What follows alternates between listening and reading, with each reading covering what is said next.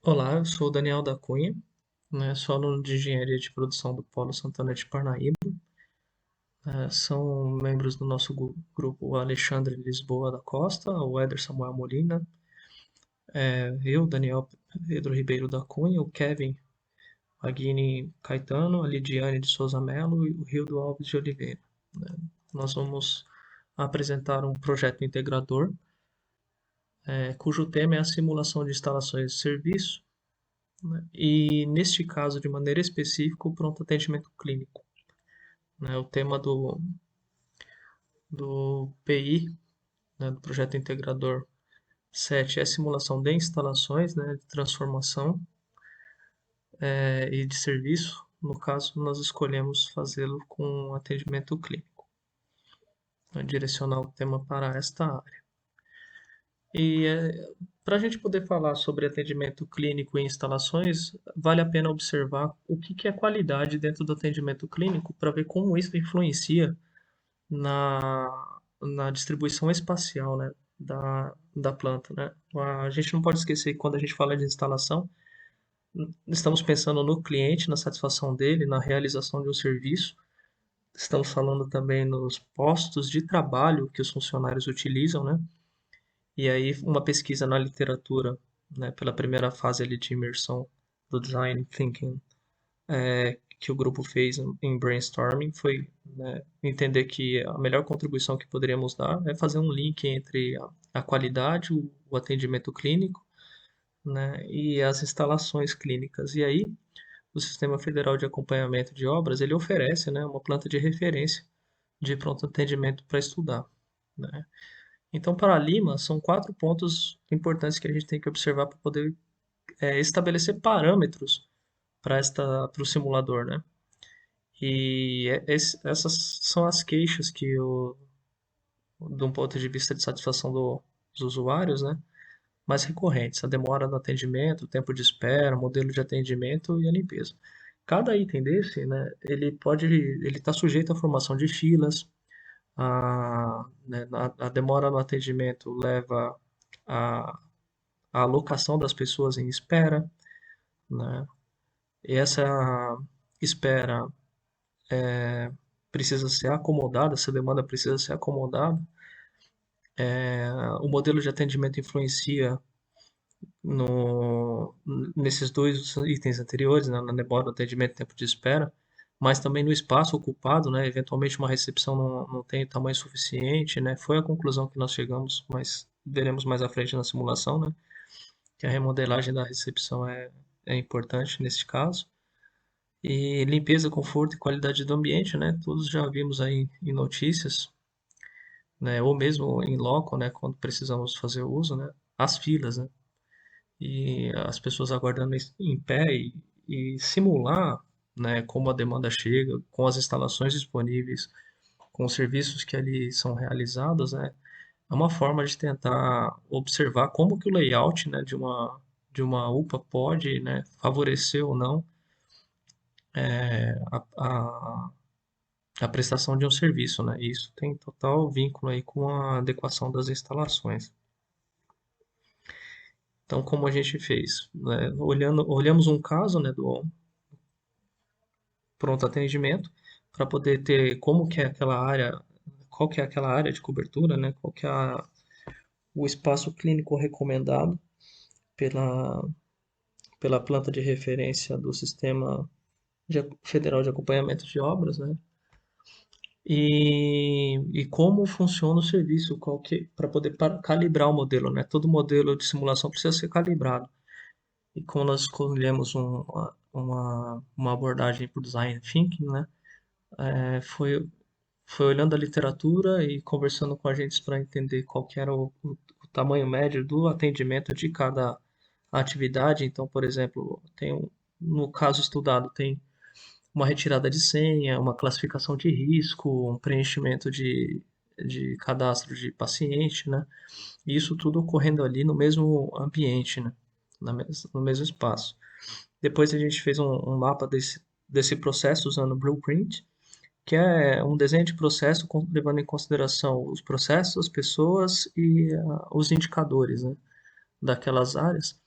de forma a procurar aí um gargalo e tentar propor pelo menos uma solução, né? Nesse caso, a solução ficou em nível teórico, porque a licença de software não é capaz de aportar a complexidade de um PA, né? A licença disponível para estudante, mas já é suficiente para abordar o primeiro grande problema, que é a formação de fila nas unidades de saúde. Então, utilizando o FlexiSim, a gente entrou ali para falar das áreas que importavam, né? E o limite ali, como pode ver na parte esquerda embaixo, né?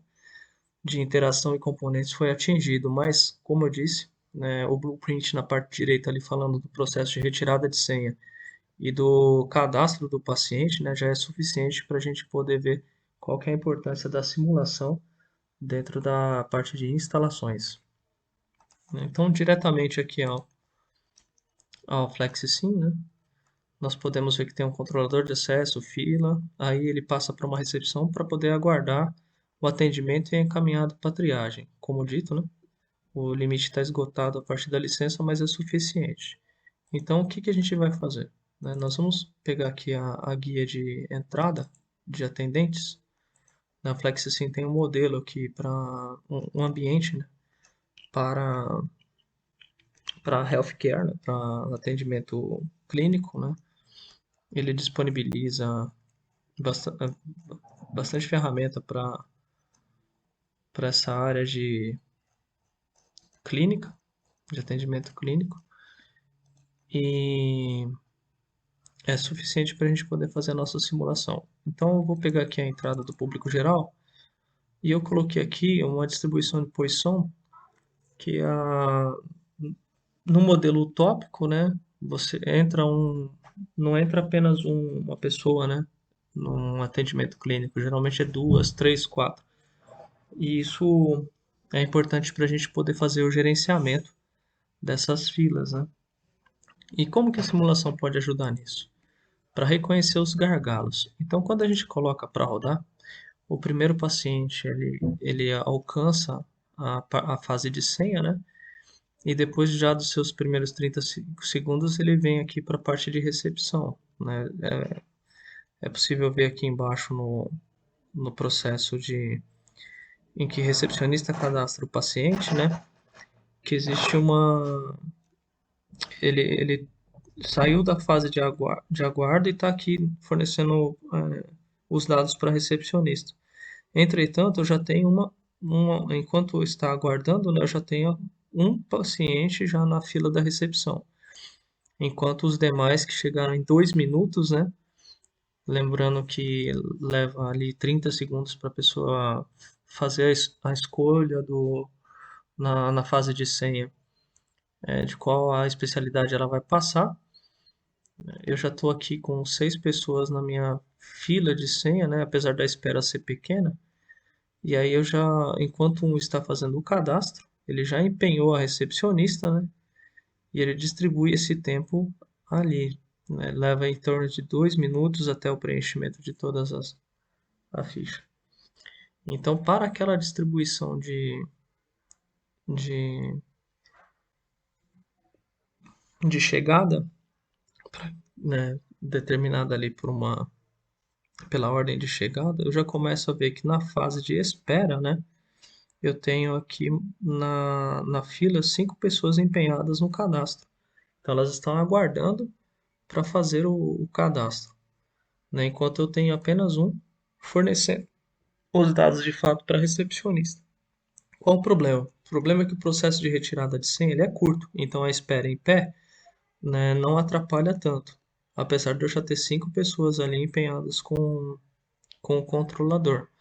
Mas à medida que esse processo ele termina o atendimento mais rápido e joga para o outro lado, ele começa a saturar a minha recepção, que tem 9 posições. Então, para este processo, como está aqui após 10 minutos, eu já tenho 3 pessoas aguardando em pé, né? E isso é ruim, né, do ponto de vista de instalação. Então a gente olha ali, ó, finalmente um paciente, depois de 9 minutos, saiu para triagem, né? e estão entrando com outro para cadastro, né? E essas pessoas continuam em pé. Então, talvez aqui, né, aí usando de brainstorming, a remodelagem dessa recepção ou mesmo a modelagem do serviço, né? Talvez a senha já ir direto para a triagem e esse tempo de cadastro ser feito na área de classificação já pelo enfermeiro, imputando os dados clínicos, né, e os dados de registro, pudesse ser uma forma, essa foi a primeira conclusão que o grupo chegou, né? O processo poderia ser melhorado para tentar reduzir esse empenho da área de recepção e aí modelar uma espera única, já que é mandatório que o paciente, quando ingressa, retire uma senha de acesso e seu cadastro seja feito, né? O encaminhamento é feito por um funcionário, né? Ele não vai a partir de maneira automática da retirada da senha para a triagem, né? Ele tem que ser encaminhado para lá. Talvez uma espera única aqui pudesse ser suficiente para resolver o meu problema. E aqui estamos olhando para 8 minutos e 15 de simulação, né? E os 15 minutos de simulação é a partir das 8 horas da manhã. E as pessoas continuam em pé, ainda aguardando, né, a fila. Então, eu já estou com a recepção cheia, e isso eu falei só dos 2 primeiros minutos. Vamos imaginar que ainda está chegando o paciente, né? Então, isso é importante para a gente poder analisar, né? Simulação pode levar a essa importância de usar a simulação, né? A simulação ela nos permite observar os gargalos, onde eles se formam, em quanto tempo satura uma capacidade, quais são os próximos passos, né? E permite, né, discutir soluções, né? É essa que é a grande vantagem de fazer uma simulação. Então, eu vou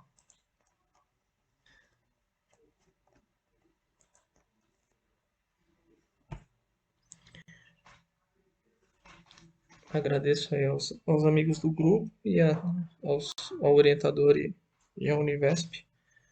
Obrigado.